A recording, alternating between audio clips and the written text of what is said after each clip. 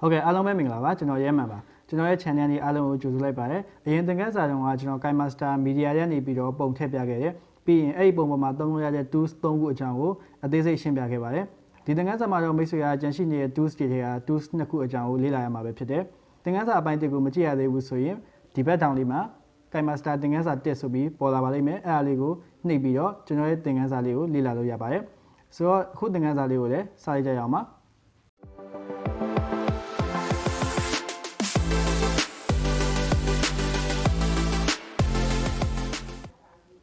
ဟုတ်ကဲ့ကျွန်တော် KineMaster ရဲ့ကိုဝင်လိုက်တယ်ပေါ့နော် KineMaster ရဲ့ကိုဝင်လိုက်တယ်ဆိုရင်ကျွန်တော်အရင်တော့လုပ်ခဲ့တဲ့ project ကိုပြန်တွေ့ရလိမ့်မယ်ပေါ့နော်အခုကဒီ project ပေါ့နော်နောက်ဆုံးလုပ်ထားတဲ့ project ကပထမဆုံးမှာလာပေါ်လိမ့်မယ်အဲ့ဒါလေးကိုကျွန်တော်တစ်ချက်နှိပ်လိုက်ပါမယ်ဟုတ်ကဲ့အဲ့လိုနှိပ်လိုက်တဲ့အခါမှာဆိုရင်ကျွန်တော်တို့အရင်သင်ခန်းစာတုန်းကလုပ်ခဲ့တဲ့ project ကြီးစီကိုပြန်ရောက်သွားရပေါ့နော်ဆိုတော့ကျွန်တော်ကနေပြီးတော့ timeline ကိုဒီလိုလက်မနှစ်ချောင်းနဲ့ဆွဲဆန်းလိုက်မယ်အဲ့ဆိုရင်ကျွန်တော်ရဲ့ timeline ထဲမှာရှိတဲ့ clip တွေကဆိုရင်ကြီးသွားတယ်ပေါ့နော်အဲ့လိုကြီးသွားတဲ့အခါမှာဆိုရင်ကျွန်တော်တို့အဖက်ထည့်ခြင်းနဲ့ပေါ့နော်ပုံပေါ်မှာကျွန်တော်တို့တစ်ချက်နှိပ်ပါမယ်အဲ့လိုနှိပ်ရတဲ့အခါမှာဆိုရင်ကျွန်တော်တို့ပုံပေါ်မှာသုံးလို့ရတဲ့ tools တွေပေါ်လာပါပြီဒီသင်ခန်းစာမှာတော့ကျွန်တော်ပြပြပေးသွားမှာဒီ click graphic နဲ့ color fader အကြောင်းကိုပြပြပေးသွားမှာပဲဖြစ်ပါတယ်ဆိုတော့ပထမဆုံးအနေနဲ့ကျွန်တော် click graphic ကိုလေ့လာကြရအောင်ပါအဲ့ click graphic ကိုနှိပ်လိုက်ပါမယ် Okay click graphic ကိုနှိပ်ရတဲ့အခါမှာဆိုရင်အခုလိုကျွန်တော်ရွေးချယ်စရာကြီးကြာလာလိမ့်မယ်အဲ့လိုကြာလာတဲ့အခါမှာဆိုရင်မိတ်ဆွေတို့ထည့်ခြင်းနဲ့ graphic တစ်ခုကိုရွေးလိုက်ပါကျွန်တော်ကတော့ basic title effect ဆိုတာကိုယူလိုက်မယ်ပေါ့နော်အဲ့ basic title effect ကိုနှိပ်ရတဲ့အခါမှာဆိုရင်အဲ့ဒီ basic title effect ထဲမှာပါတဲ့ဟာတွေအကုန်လုံးကိုဒီဘက်မှာလာပြီးတော့ပေါ်ပေးပါတယ်ဆိုတော့ကျွန်တော်ကနေပြီးပထမဆုံးတစ်ခုကိုယူလိုက်မယ်ပေါ့နော်အဲ့လိုနှိပ်လိုက်တဲ့အခါမှာဆိုရင်ကျွန်တော်တို့ click ကျွန်တော်တို့ရဲ့ပုံပေါ်မှာ click တစ်ခုထည့်ထည့်ပေးပါတယ်အဲ့ဒါဘာလဲဆိုတော့ title text go here ဆိုပြီးတော့ကျွန်တော်ရဲ့ monitor ပေါ်မှာလာပြီးပေါ်ပေးရပေါ့နော်အဲ့တော့အဲ့ဒီ title text ကိုဘယ်လိုထည့်မလဲဆိုတော့ကျွန်တော်ရဲ့ညာဘက်မှာထည့်ပြီးတော့ကျွန်တော်တို့လုပ်လို့ရတဲ့ option လေးတွေပေါ်လာပါတယ်သူကဘာလဲဆိုတော့ title text တဲ့ title text ဆိုတာကျွန်တော်တို့ပေါ်ခြင်းတဲ့ဟာကိုအဲ့နာမှာရေးရမှာဖြစ်တယ်ပြီးတဲ့အခါကျရင် first letter ဆိုတော့အခုပထမဆုံးစကားလုံးပေါ့နော်အခုဒီမှာဆိုရင် title text ဆိုတဲ့နေရာမှာဆိုရင် T ကအနီအောင်ဖြစ်နေရပေါ့နော်အဲ့တော့ title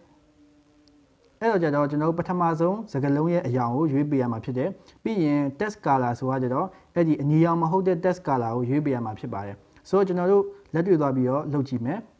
အဲ့တော့ကျွန်တော် title text ဆိုတဲ့နေရာလေးကိုကျွန်တော်တစ်ချက်နှိပ်ပါမယ် Okay အဲ့တော့ title text ဆိုတဲ့နေရာလေးကိုနှိပ်တဲ့အခါမှာဆိုရင်ကျွန်တော်စာရိုက်ရမယ်ပေါ့နော်စာရိုက်ရမယ်ဆိုတော့ကျွန်တော်ဘာစာရိုက်မလဲဆိုတော့ space ဆိုပြီးရိုက်လိုက်မယ်နော် S P A C E space ပြီးတဲ့အခါကျရင်ကျွန်တော် okay ပေးပါမယ် okay ပါ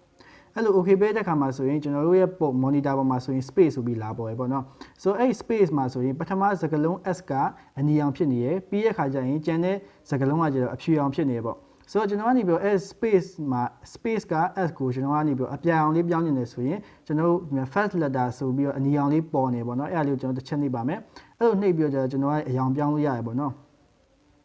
်ဆိုတော့ကျွန်တော်ကနေပြီးအပြာရောင်လေးပြောင်းမှာဖြစ်တယ်အဲ့ဒီအတွက်ကြောင့်မို့ကျွန်တော်တို့ color ခွဲရဲ့ညာဘက်ထောက်မှာဆိုရင်အရင်ကရှိခဲ့တာအနီရောင်အခုကျွန်တော်တို့ assign လုပ်ထားတဲ့အရောင်ကအပြာရောင်ဆိုပြီးတော့လာပေါ်တယ်အဲ့ဒီခါမှာဆိုရင်ကျွန်တော်အမှန်ကြီးလို့နှိပ်လိုက်ပါမယ် Okay အဲ့ဒီခါမှာဆိုရင်ကျွန်တော်တို့ space ရဲ့ S ကအပြာရောင်ဖြစ်သွားပြီးတော့နောက်ကဟာအဖြူရောင်ဖြစ်နေတယ် Okay ကျွန်တော်ကနေပြီးထပ်ပြီးတော့အဖြူရောင်ကိုထပ်ပြောင်းမယ်ပေါ့နော် Okay အဲ့အဖြူရောင်ကိုကျွန်တော်ကအဝါရောင်လေးထားကြည့်မယ်ပေါ့နော်ပြီးရင်အမှန်ကြီးလေးကိုနှိပ်ပါမယ် Okay အဲ့မှာဆိုရင်ကျွန်တော်တို့ first letter S ကအပြာရောင်ဖြစ်ပြီးတော့ကျတော့နောက် text color ကကျတော့အဝါရောင်ဖြစ်သွားပါတယ်ဆိုတော့အဲ့ဒီ click graphic ထည့်ပြီးတော့ကျွန်တော်တို့ play ကြည့်မယ်ပေါ့နော်အဲ့ဒါဆိုရင်ကျွန်တော်အမှန်ကြီးလေးကိုနှိပ်ပါမယ် Okay နော်အဲ့ကျွန်တော် play ကြည့်ပါမယ် Okay အဲ့မှာဆိုရင်ကျွန်တော်က space ဆိုပြီးတော့လာပြီးပေါ်ရပေါ့နော်ဒီမဲ့ space ဆိုပြီးတော့လာပေါ်ပါတယ်အဲ့တော့ကျွန်တော်ကနေ space ဆိုပြီးလာပေါ်ရတဲ့ကျတော့ပေါ်ပြီးတော့ကျတော့ခဏလေးနဲ့ပျောက်သွားရပေါ့နော်အဲ့လိုမပျောက်ချင်ဘူးကျွန်တော်ကကျတော့ဒီ space ကိုကျွန်တော်တို့တဝက်လောက်ထိလိုချင်တယ်ပေါ့နော်အဲ့ space ဆိုတာလေးကို Okay အဲ့ဆိုရင်ကျွန်တော်ကနေပြီးအဲ့ပုံလေးကိုတစ်ချက်နှိပ်ပါမယ်ပြီးတဲ့အခါကျရင်ကျွန်တော် click graphic တွေကိုထပ်သွားမယ် Okay အဲ့ဆိုရင်ကျွန်တော်ပုံပေါ်မှာထည့်ထားတဲ့ click graphic ကိုလာပြီးပေါ်ပေးရပေါ့နော်ဆိုအဲ့ click graphic မှာဆိုရင်အခုလိုအဝါရောင်လေးပြနေတယ်အဲ့အဝါရောင်လေးကိုကျွန်တော်ကနေပြီးနောက်ဆုပ်ချင်တာဖြစ်တဲ့အတွက်ကြောင့်မလို့နောက်ကိုဆွဲသွားပါမယ် Okay အဲ့ဆိုရင်ဒါဆိုရင်ကျွန်တော်တို့ click ရဲ့တဝက်လောက်တော့ရောက်သွားပြီအဲ့ဒါကျွန်တော်အမှန်ကြီးလို့နှိပ်ပါမယ် Okay အဲ့ဆိုရင်ကျွန်တော်ကနေပြီး play ကြည့်လိုက်မယ် space ကတဝက်လောက်နေမှပျောက်သွားရပေါ့နော် Okay နော်အဲ့ကျွန်တော်ကနေပြီးတော့အဲ့ဟာကိုကျွန်တော်ထိတ်ဆုံးမှမပေါ်ခြင်းဘူးပေါ့နော်နောက်ဆုံးကြမှာပဲပေါ်ခြင်းနေဆိုရင်ဒါကိုနောက်ထိအဆုံးထိဆွဲလို့ရပါတယ်ပြီးရင်ဒီထိတ်ကဟာကိုလည်းနောက်ထိဆွဲသွားလိုက်အဲ့ဆိုရင်ကျွန်တော်တို့ကနေပြီးတော့အဲ့ space ဆိုတဲ့ဟာကပထမမှာမပေါ်ဘဲနဲ့နောက်မှာပေါ်ပြီးတော့ကြမှာပျောက်သွားပါလိမ့်မယ် ဆိုတော့ဒါကတော့ calligraphy ရဲ့အလုပ်လုပ်ပုံပေါ့နော်ဆိုတော့နောက်ထပ် calligraphy တစ်ခုထပ်ထည့်ပြပါမယ်အဲ့ဒါကဘာလဲဆိုတော့ကျွန်တော်တို့ဒီမဲ့modern type တဲ့ပေါ့နော် modern ဆိုတဲ့ဟာကြီးရှိရပေါ့နော်ဒီမဲ့ဆိုရင်နှစ်ခုပေါ့နော်အဲ့တော့အဲ့မှာဆိုရင်ကျွန်တော်တို့ကစာကနှစ်ကြောင်းရေးရမယ်ပထမတစ်ကြောင်းရယ်ဒုတိယကြောင်းရယ်ဆိုပြီးရေးရမယ်ပေါ့နော်ကျွန်တော်က space ဆိုပြီးထည့်ထားလို့မို့ကျွန်တော်ဘာမှမထည့်ဘူးဆိုရင်ကျွန်တော်ကဒီမှာ first line နဲ့ second line ဆိုပြီးကျွန်တော်နှစ်ခုရှိနေလိမ့်မယ်ပြီးတဲ့အခါကျရင် light color နဲ့ dark color ဆိုပြီးရှိရယ် light color ကကျတော့အပေါ်ကအဖြူအောင်ကြီးပေါ့နော် dark color ကကျတော့အောက်ကအမဲအောင်ကြီးပေါ့ဆိုတော့ကျွန်တော်ကနေပြီးပထမ line မှာဆိုရင်ဘာထည့်မလဲဆိုတော့ KineMaster လို့ထည့်လိုက်ပါမယ် KineMaster okay ပြီးကြရင် okay ပေးပါမယ်ပြီးတဲ့အခါကျရင်ကျွန်တော်ကနေပြီး second line မှာဆိုရင် video editing ဆိုပြီးထည့်ပါမယ် video editing video editing okay เนาะအဲ့လိုထည့်လိုက်မယ်ဆိုရင်ဒီမှာ KineMaster video editing ဆိုပြီးလာပေါ်ရပေါ့เนาะဒါပေမဲ့ကျွန်တော်ကနေပြီးအရောင်ထပ်ပြောင်းခြင်းသေးရပေါ့เนาะအဲ့ light color ကိုကျွန်တော်ကနေပြီးတော့ကြတော့ဒီအပြာနုနုလေးထားလိုက်မှာပေါ့เนาะ okay အဲ့ဆိုရင်ကျွန်တော်အမှန်ကြီးလေးနှိပ်ပါမယ်ပြီးရင် dark color ကိုကြတော့ကျွန်တော်ကဒီခဲအောင်လေးထားကြည့်မယ်ပေါ့เนาะ okay အဲ့ဆိုရင်ဒီမှာ KineMaster video editing ဆိုတာအခုလိုလေးလာပေါ်ပါတယ်ဒါကကြတော့စာ2 line နဲ့အရောင်2ရောင်ပြောင်းတာပေါ့เนาะပြီးတဲ့အခါကျရင်ကျွန်တော်တို့ကနေပြီးတော့ဒီမဲ့ slide across ဆိုတာရှိရပေါ့เนาะအောက်ဆုံးမယ်ပေါ့เนาะ slide across ကိုတစ်ချက်နှိပ်ပါမယ်ပြီးတဲ့အခါကျရင်ကျွန်တော်ကအမှာဆိုရင် KineMaster video editing ဆိုပြီးတော့ကျွန်တော်တို့ရေးထားတယ်အဲ့ဒါကိုကျွန်တော်တို့ပြန်ဖြတ်မယ်ပေါ့เนาะဒီ KineMaster ကိုလည်းဖြတ်လိုက်ပါမယ်ပြီးရင် video editing ဆိုတာကိုလည်းဖြတ်မယ်ပေါ့ဘယ်လိုပုံလဲဆိုတာကိုမိတ်ဆွေတို့သိစေချင်လို့ဆိုတော့အမှာဆိုရင်ကျွန်တော်က first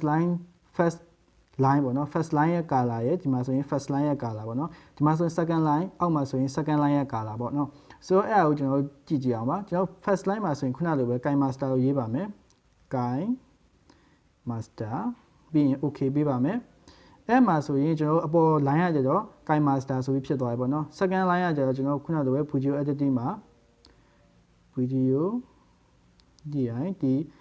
video editing ပြီး okay ပေးပါမယ်အဲ့တော့ကျွန်တော်တို့ကနေပြီးတော့ဒီfirst line မှာဆိုရင် KineMaster ပေါ်တယ် second line မှာဆိုရင်ကျွန်တော် video editing ဆိုပြီးပေါ်တယ်ဒါပေမဲ့ဒီအရောင်တွေကကျွန်တော်တို့နောက်ခံ background image နဲ့ရောနေတဲ့အတွက်ကြောင့်မို့တိတ်ပြီးမပေါ်ဘူးမပေါ်တဲ့အတွက်ကြောင့်မို့ကျွန်တော်အရောင်တွေပြောင်းပေးမယ်ပေါ့နော်အဲ့တော့ကျွန်တော် first line color ကိုပြောင်းမှဖြစ်တဲ့အတွက်ကြောင့်မို့ဒီ first line ဆိုလေးကိုတစ်ချက်နှိပ်ပါမယ်ပြီးရင်ကျွန်တော်အနီရောင်လေးထားပြီးတော့အမှန်ကြီးလေးနှိပ်ပါမယ်အဲ့ဆိုရင် KineMaster ဆိုတာအနီရောင်လေးဖြစ်ပြီးတော့ပေါ်ပေါ်ထင်ထင်လေးတွေ့ရတယ်ပေါ့နော်ဒီ second line က color ကိုကြတော့ကျွန်တော်ကအမဲရောင်လေးထားကြည့်ပါမယ် okay အဲ့မှာဆိုရင် KineMaster video editing ဆိုပြီးတော့တွေ့ရပါလိမ့်မယ်အဲ့လေးကိုကျွန်တော်ကနေပြီးတော့ play ကြည့်ပါမယ်အမှန်ကြီးလေးကိုနှိပ်မယ်ပေါ့နော်အမှန်ကြီးလေးကိုနှိပ်ပြီးတော့ play ကြည့်မယ်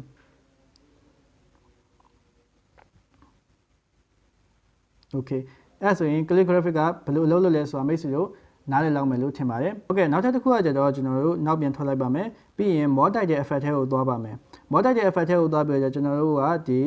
stylist ဆိုတာလေးကိုကျွန်တော်တစ်ချက်နှိပ်မယ်ပေါ့နော် stylist ဆိုတာနှိပ်ပြီးတော့ကျွန်တော်ဒီမှာဆိုရင်ထည့်လို့ရတာကျတော့ KineMaster ဆိုပြီးထည့်လို့ရတယ်ပေါ့နော်ဆိုတော့ကျွန်တော်ကနေပြီးတော့ကျတော့video editing ဆိုပြီးထည့်လိုက်ပါမယ် video editing ပြီးရင် okay ပေးပါမယ်အဲ့လို okay ပေးတဲ့အခါမှာဆိုရင် video editing ဆိုပြီးလာပေါ်ရပေါ့နော်လာပေါ်တဲ့အရောင်က text color ကကျတော့သူကအပြာရောင်ဖြစ်နေရပေါ့နော်ကျွန်တော်ဒီ monitor ကြီးထဲမှာကျွန်တော်ဘာကြီးဖြစ်နေလဲဆိုတာလှမ်းကြည့်လို့ရတယ် text color အပြာရောင်ဖြစ်ပါတယ် background color ကအမဲရောင်ဖြစ်နေရပေါ့နော်ပြီးရင် line color ဆိုတာအနီရောင်2 line ကိုပြောတာပါဆိုတော့အဲ့အနီရောင် line ကိုကျွန်တော်ကအဖြူရောင်ထားပြီးတော့အမှန်ချင်းနှိပ်လိုက်မယ်အဲ့ဆိုရင် line color ကအဖြူရောင်လေးဖြစ်သွားမယ် background ကိုကျတော့ကျွန်တော်ကအနီရောင်လေး sorry ကျွန်တော်တခြားရောင်ထားပါမယ်အပြာရောင်ထားကြည့်ပါမယ် okay အဲ့ဆိုရင်video editing ရဲ့အောက်မှာဆိုရင်အပြာရောင်ဖြစ်နေရပေါ့နော်အဲ့တော့ text color ကိုကျွန်တော်ကအနီရောင်ပြောင်းလိုက်မှာပေါ့ okay အဲ့ဆိုရင် video editing ဆိုတဲ့ text type တွေကအခုလိုလေးလာပေါ်မှာဖြစ်ပါတယ်ဆိုတော့ဒီထက်မှာမိတ်ဆွေတွေကသုံးကျင်တဲ့ effect တွေကိုပေါ့နော်ကျွန်တော်တစ်ချက်နှိပ်ကြည့်လိုက်ပါတစ်ချက်နှိပ်ကြည့်တဲ့အခါမှာဆိုရင်အခုလိုလေးလာပြီးတော့ပေါ်မှာပေါ့နော်သူကဒီ monitor ထဲမှာဆိုရင်ကျွန်တော်နှိပ်ကြိုက်တဲ့ effect တွေကိုအစမ်းလှမ်းပြီးတော့ကြည့်လို့ရတယ်ပြီးတော့ကျမှကိုကြိုက်ပြီဆိုမှပြင်ပြီးတော့ကျမှထည့်လို့ရတယ်ပေါ့နော်ဆိုတော့နောက်ထပ်ဟာတွေလည်းအတိုင်းပဲကျွန်တော် powerful မှာဆိုရင်လည်းအတိုင်းကြည့်လိုက်အော်သူကအခုလိုလေးကြာလာပေးပါတယ်နောက်ထပ်တစ်ခုကကျတော့ video editing ဆိုပြီးအခုလိုလေးလာပြရတယ်နောက်ထပ်တစ်ခုကကျတော့အခုလိုလေးပဲလာပြရတယ်ပေါ့နော်ဆိုတော့ကျွန်တော်မတည်သေးတဲ့ effect တွေကိုထည့်ခြင်းနဲ့ဆိုရင်လည်းအဲ့ဒါလေးတစ်ချက်နှိပ်ပြီးတော့ကြည့်လိုက်အဲ့ဒါလေးကိုတစ်ချက်နှိပ်ပြီးတော့ကြည့်လိုက်ကြည့်တဲ့အခါမှာဆိုရင် monitor ပေါ်မှာလာပေါ်လိမ့်မယ်ပေါ့နော်အဲ့လိုပေါ်တဲ့အခါကျမှကျွန်တော်တို့ကစာရေးမလားဒါမှမဟုတ်ဆိုရင်အယောင်ပြောင်းမလားစရှိတဲ့ဖြင့်ကျွန်တော်တို့ဆုံးဖြတ်လို့ရပါတယ်ပြီးရင်ဒီထက်မှာပြောတာတစ်ခုရှိရတာကြကျွန်တော်တို့သူပေးထားတဲ့ test font ပေါ့နော်အဲ့ဒါတွေကိုမကြိုက်ဘူးဆိုရင်ပြန်ပြင်လို့ရတယ်ပေါ့ ဆိုကြပါစို့ကျွန်တော်ကနေပြီးတော့ကျတော့ဒီမှာပေါ့နော်ပထမဆုံးတစ်ခုကိုဒါလေးကိုရွေးလိုက်တယ်ပေါ့နော်ဒါပေမဲ့အဲ့ဒီ visual editing ဆိုတဲ့ font ကြီးကိုကျွန်တော်ကမကြိုက်ဘူးဆိုတော့ကျွန်တော်တို့အဲ့ဒီ font ကိုပြင်လို့ရတယ်ဘယ်လိုပြင်မလဲဆိုတော့အဲ့ visual editing ဆိုတာနှိပ်လိုက်ပေါ့နော်နှိပ်တဲ့ခါဆိုရင်စာရိုက်တဲ့နေရာကိုရောက်သွားလိမ့်မယ်အဲ့လိုစာရိုက်တဲ့နေရာကိုရောက်သွားတဲ့ခါမှာဆိုရင် OK cancel ရဲ့ဘေးမှာဒီ A ပုံလေးရှိရပေါ့နော်အဲ့ A ပုံလေးကိုကျွန်တော်တစ်ချက်နှိပ်လိုက်အဲ့လိုတစ်ချက်နှိပ်တဲ့ခါမှာဆိုရင်ကျွန်တော်တို့ကြိုက်တဲ့ font ကိုရွေးပြီးတော့ထည့်လို့ရပါပြီအဲ့ဒါကျွန်တော်ကနေပြီးတော့ကျတော့ noto ဆိုတာထည့်လိုက်မယ်နော်အဲ့လိုထည့်တဲ့ခါမှာဆိုရင်သူက font က noto ဆိုတဲ့ဟာလေး assign လုပ်ထားပါတယ်ဆိုပြီးပြောရပေါ့နော်ပြောကြကျွန်တော်ကနေပြီးတော့ကျတော့အမှန်ကြီးလေးsorry အမှားကြီးလေးကိုနှိပ်ပြီးတော့ကျတော့ OK ပြလိုက်မယ်ပေါ့နော်အဲ့ဆိုရင် font ကပြောင်းသွားပါပြီနောက်တစ်ခုပြောင်းနေတယ်ဆိုရင်လည်းအဲ့တိုင်းပဲအဲ့ A လေးကိုနှိပ်လိုက်ပါနှိပ်ပြီးရတယ်ကျွန်တော်ကနေပြီးတော့ roboto ဆိုပြီးတော့ကျတော့အဲ roboto ကရောနေလိမ့်မယ်နော်တခြားကဒီ Latin ထဲမှာရှိတဲ့ဒီ Okay ဒါလေးကိုပြောင်းလိုက်မယ်ပေါ့နော် Linden Hay ဆိုတာလေးအဲ့ဒီကိုပြောင်းလိုက်မယ် Okay အဲ့ဆိုရင်ကျွန်တော်တို့ font ရဲ့ဘေးမှာ Linden Hay ဆိုပြီးတော့ကျတော့လားပေါ်နေရပေါ့နော်အဲ့ဆိုရင် font ကအဲ့ဒီ font ကိုသုံးမယ်ဆိုပြီးတော့ကျွန်တော်ကပြောလိုက်တာပါပဲအမှန်အမှားချက်လေးကိုနှိပ်ပါမယ်နှိပ်ပြီးတော့ကျတော့ Okay ပေးပါမယ်အဲ့ဆိုရင်ကျွန်တော်တို့ font ကပြောင်းသွားပါပြီဆိုတော့ကျွန်တော်တို့အဲ့ဒီပြောင်းထားတဲ့ font ကိုမှမကြိုက်ဘူးကျွန်တော်တို့ကဖယ်ထုတ်ချင်တယ်ဆိုရင်ခုနလိုပဲကျွန်တော်တို့စာရိုက်တဲ့နေရာကိုထပ်သွားပါမယ်သွားပြီးတော့ A ပုံစံလေးကိုနှိပ်ပါမယ်နှိပ်ပြီးတော့အပေါ်မှာရှိနေတဲ့ font ဆိုပြီးတော့ Linden Hay ဆိုတာလေးကိုကျွန်တော်တို့ကနေပြီးတော့ Linden Hay ရဲ့နောက်မှာအမှားချက်လေးရှိပါတယ်အဲအမှားချက်လေးကိုကျွန်တော်တို့တစ်ချက်နှိပ်လိုက်ပါအဲဆိုရင်ကျွန်တော်တို့က font ကငကူ default အတိုင်းဖြစ်သွားပြီးတော့ကျွန်တော်တို့ခုနကထည့်ခဲ့တဲ့ Linden Hay font ကပျောက်သွားပါလိမ့်မယ်ဆိုတော့အမှားချက်လေးကိုနှိပ်ပြီးကြည့်လိုက်ပါပြီးရင် OK ပါဒါဆိုရင်ခုနလေးတော့ကျွန်တော်တို့ default ထားခဲ့တဲ့ font ကိုတွေ့ရမှာပဲဖြစ်ပါတယ်ဆိုတော့click graphic ထည့်တာကိုတော့မိတ်ဆွေတို့နားလည်လောက်မယ်လို့မျှော်လင့်ပါတယ်နောက်တစ်ခုဆက်သွားရအောင်ပါနောက်တစ်ခုကဘာလဲဆိုတော့ color fader ပေါ့နော် color fader ဆိုတာဘယ်လိုမျိုးလဲဆိုတော့ပုံတစ်ပုံရိုက်ပြီးဆိုရင်ကျွန်တော် effect တွေထည့်လို့ပဲ KineMaster ရဲ့မှာလည်းကျွန်တော်တို့ထည့်ခြင်းတဲ့ clip ပေါ်မှာ effect တွေထည့်လို့ရပါတယ်ဆိုတော့ကျွန်တော်ကနေပြီးတော့ color fader ရဲ့ကိုနှိပ်လိုက်ပါမယ်အဲ့လို color fader ရဲ့ကိုနှိပ်ပြီးတော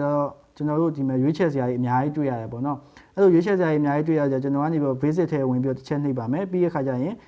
B01 ဆိုတာလေးကိုကျွန်တော်နှိပ်ကြည့်မယ်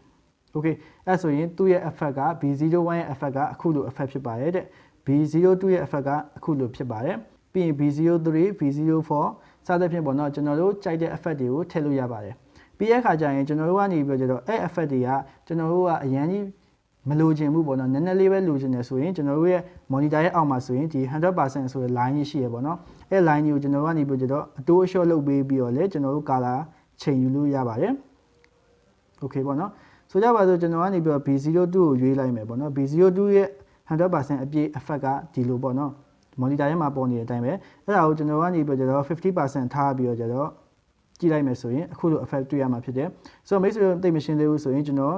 mono ဆိုပြီးတော့ကျွန်တော် black and white တစ်ခုယူလိုက်မယ်ပေါ့နော် Okay black and white effect ကိုယူလိုက်ပြီးတော့ကျတော့ 100% တင်တဲ့ခါမှာဆိုရင်အခုလို effect ရပါတယ်ဒါကိုမိတ်ဆွေတို့က black and white effect ကြီးကိုလုံးဝကြီးမလိုချင်ဘူးနည်းနည်းလေးပဲလိုချင်တယ်ဆိုရင်ကျွန်တော်ကနေပြီးဒါလေးကိုအတိုးလျှော့လုပ်ပြီးတော့ကျတော့ပုံကို effect ထည့်လို့ရပါတယ်ဆိုတော့ကျွန်တော်တို့ကဒီ effect ကိုသဘောကျသွားပြီဆိုရင်အမှန်ကြီးလေးကိုနှိပ်လို့ရပါတယ်ပြီးတော့ခါကျရင်ကျွန်တော်က color fader ကိုထပ်ဝင်မယ်ပြီးတော့ခါကျရင် apply to all ဆိုတာရှိတယ် apply to all ဆိုတာဘာလဲဆိုတော့ကျွန်တော်တို့ video edit တဲ့အခါမှာဆိုရင်ကျွန်တော်ရဲ့ video timeline ထဲမှာဆိုရင် clip ကဒီထက်ပိုပြီးပါနိုင်တယ်ပေါ့နော်ဥပမာဆိုရင်အခု20ပါရင်ပါမယ်အခု30ပါရင်ပါမယ်ပေါ့ဒါကကျွန်တော်ကမိတ်ဆွေတို့ကို tutorial ပြလို့ဒါကလစ်3ခုတည်းပဲပါတာပေါ့နော်တကယ် video edit တော့မယ်ဆိုရင်ဒီကလစ်3ခုနဲ့တင်မလောက်ပါဘူးကျန်တဲ့ကလစ်တွေများလာပြီဆိုရင် effect တွေထည့်ရတဲ့အခါမှာဆိုရင်ကလစ်တစ်ခုမှာဒီ effect ထည့်ပြီးတော့နောက်ကလစ်တစ်ခုမှာတခြား effect ထည့်ထားရဆိုရင်ကျွန်တော်ကြည့်ရတာအရန်ရုပ်ဆိုးရယ်ပြီးတဲ့အခါကျရင် professional သိမ့်မဖြစ်ဘူးလို့ခံစားရတယ်ပေါ့နော်အဲ့ဒီခါကျရင်ကျွန်တော်တို့က clip တစ်ခုချင်းစီတိုင်းကိုဒီ effect ကြီးကို light ထည့်နေမယ်ဆိုရင်ကြာမယ်ပေါ့နော်အဲ့လိုမျိုးအချိန်မကြာရအောင်လို့မို့ KineMaster ကလုပ်ပေးထားတာအဲ့တော့ကျတော့ကျွန်တော်ကနေ effect တစ်ခုကိုရွေးလိုက်မယ်ရွေးပြီးတော့ကျတော့ apply to all ကိုနှိပ်လိုက်မယ်ဆိုရင်ကျွန်တော်တို့ timeline ထဲမှာရှိတဲ့ clip တွေအကုန်လုံးပေါ်မှာအဲ့ effect ကတက်ရောက်သွားလိမ့်မယ်ကျွန်တော်လက်တွေ့ပြပါမယ်ဆိုတော့ကျွန်တော်ကနေပထမပုံပေါ်မှာကျွန်တော် color fader တစ်ခုထည့်မယ်ပေါ့နော်အဲ့ color fader ကဘာလဲဆိုတော့ဒီ black and white ပဲထည့်ပါမယ်ဆိုတော့ MO5 ကိုကျွန်တော်ထည့်လိုက်ပါမယ်ပြီးရခါကျရင်ဒီအောက်မှာပေါ့နော်ဒီ fader ဒီ black and white ကိုယူလိုက်တဲ့ခါမှာသူ့ရဲ့ရွေးချယ်စရာရဲ့အောက်မှာမဟုတ်ဘူးဒီအောက်မှာပေါ့နော်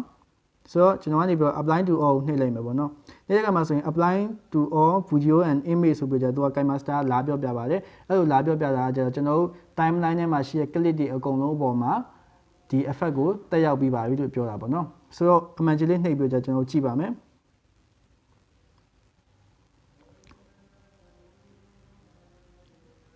ဟုတ်ကဲ့အဲ့မှာဆိုရင်ကျွန်တော်တတိယပုံကိုဘာဆိုဘာမှမထီဘဲနဲ့သူကသူ black and white ပြောင်းသွားတယ်ပေါ့ဒါကဘာကြောင့်လဲဆိုတော့ apply to all ဆိုတဲ့ function တစ်ခုကြောင့်မလို့သူကလည်းသူပြောင်းသွားတာပဲဖြစ်ပါတယ်ဟုတ်ကဲ့ကျွန်တော်ရဲ့သင်ခန်းစာလေးကတော့ဒီလောက်ပါပဲဒီသင်ခန်းစာလေးကမိတ်ဆွေတို့တဲ့အသုံးဝင်နိုင်မယ်လို့လည်းမျှော်လင့်ပါတယ်နောက်သင်ခန်းစာမှာတော့ကြံရှိနေတဲ့ tools နှစ်ခုအကြောင်းကိုရှင်းပြပေးသွားမှာပဲဖြစ်ပါတယ်နောက်သင်ခန်းစာတွေကိုလေ့လာဖို့အတွက်ကျွန်တော်ရဲ့ channel လေးကိုစောင့်ကြည့်ပေးဖို့လည်းပြောချင်ပါတယ်အားလုံးပဲအဆင်ပြေကြပါစေနောက်နေ့မှပြန်တွေ့ပါမယ် see you guys